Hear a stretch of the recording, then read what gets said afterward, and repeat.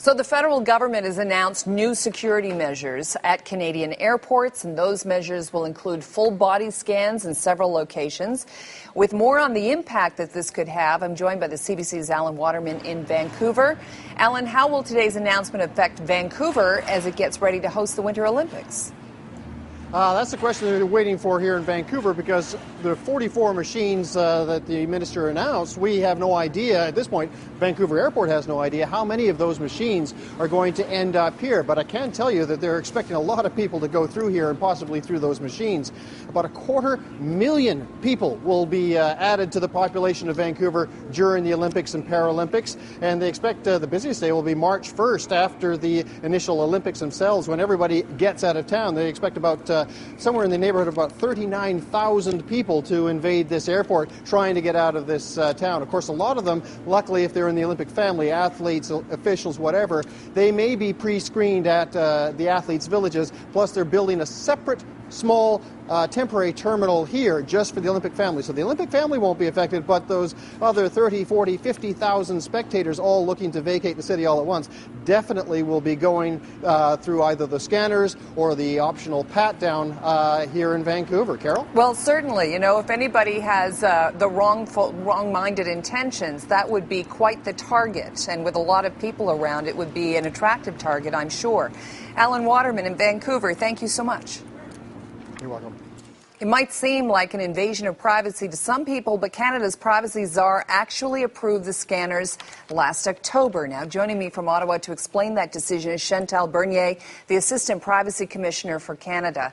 Chantal Bernier, some people express concern that these body scanners are too invasive, there's a lack of privacy, and the equivalent of a virtual strip search.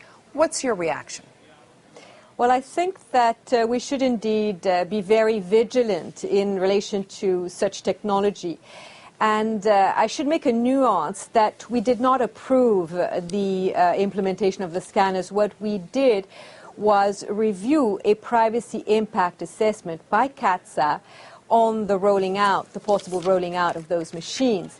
And we made recommendations. We've put strict conditions on the implementation of the machines to ensure that they would protect privacy.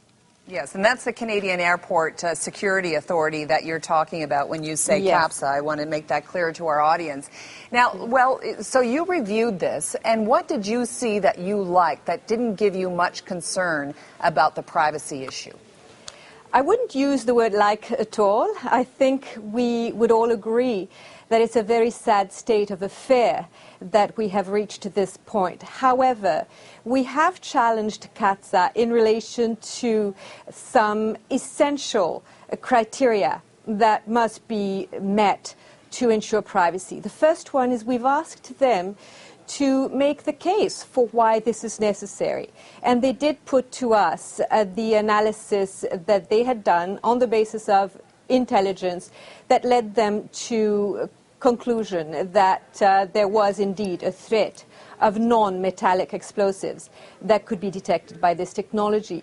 Secondly, we've asked them to ensure that the measure would be strictly proportionate to the security need, hence the fact that it is exclusively for secondary search.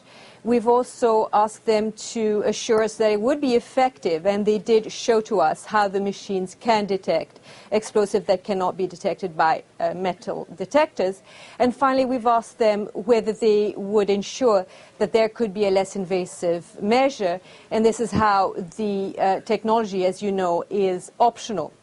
Hence, a person, either because he or she raises suspicion or picked at random, would be sent to secondary search, and only then would be offered, if you can use that word, would be given the choice of a pat-down or the scanner.